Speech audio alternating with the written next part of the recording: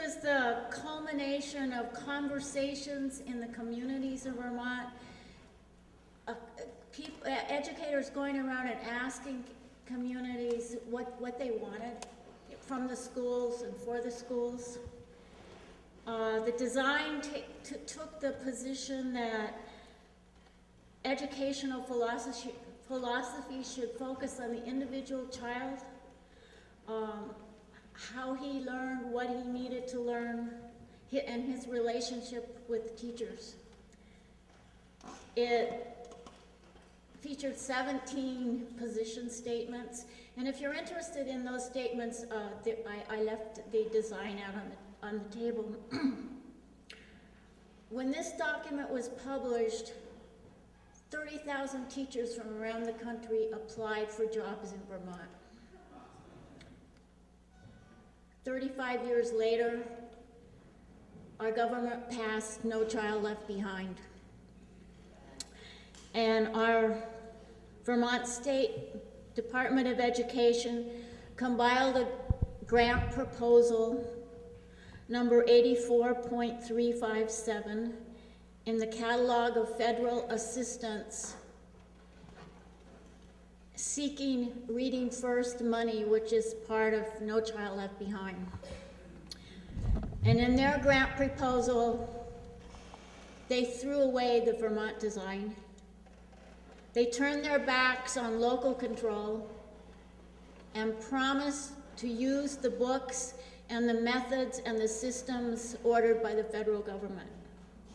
We got a mono curriculum for poor kids.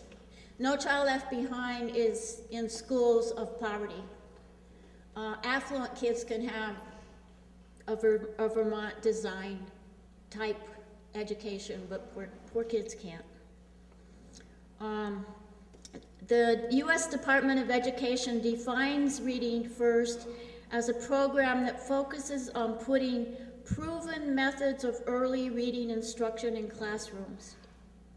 And this means that a federal committee chose the books, and they called it the scientific approach. Well, we know something about the federal attitude towards science in biology and stem cell research and in the environment. And with that in mind, what would give us any confidence in their attitude of what they call the science of reading instruction? It's just as bogus.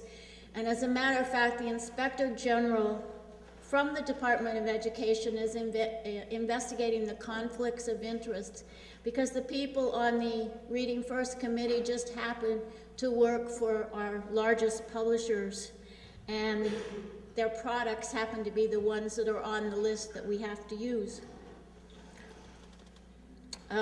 Here's a snippet from the Inspector General's report on how the review process worked. This is a memo from the Reading First director. Beat the expletive deleted out of them in a way that will stand up at any level of legal and whole language apologist scrutiny. Hit them over and over with definitive evidence that they are not scientifically based, never have been and never will be. They're trying to crash our party, and we need to beat the expletive deleted out of them in front of all the other would-be party crashers who are standing out on the front lawn waiting to see how we welcome these dirtbags.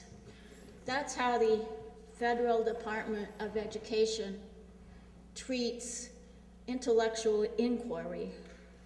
And that's how they treat our past, things like the Vermont design.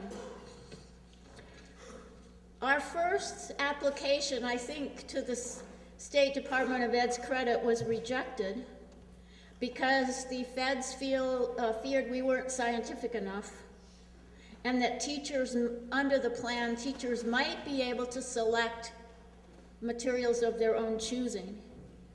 And so, anxious to get the money, our state ed people went back and rewrote it and closed that loophole.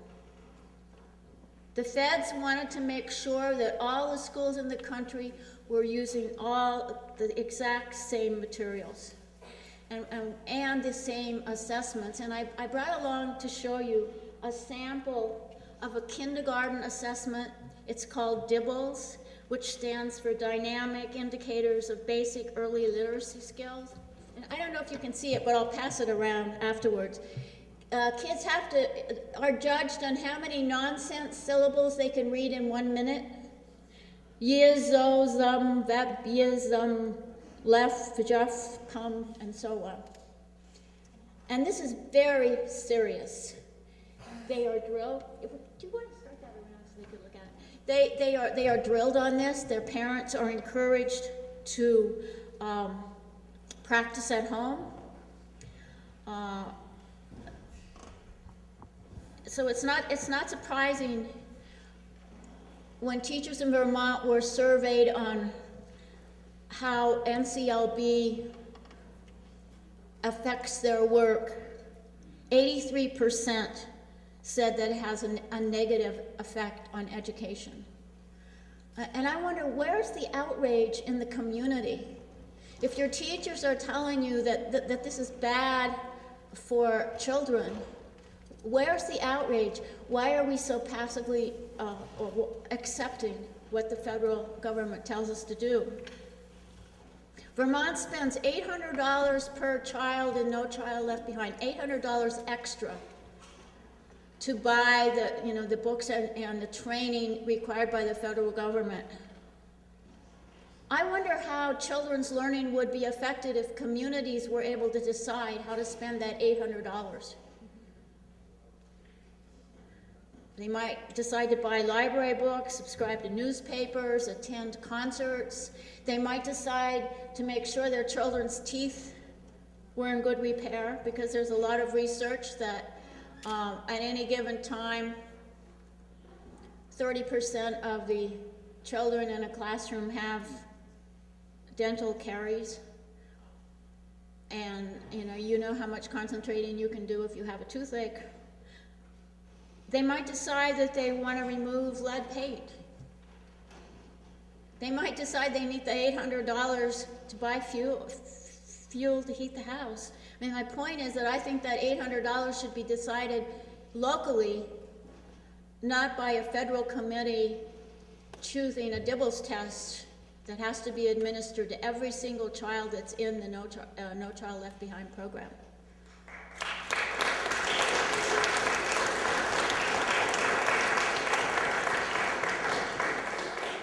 The Vermont design emphasizes that each child is unique, has a unique learning style.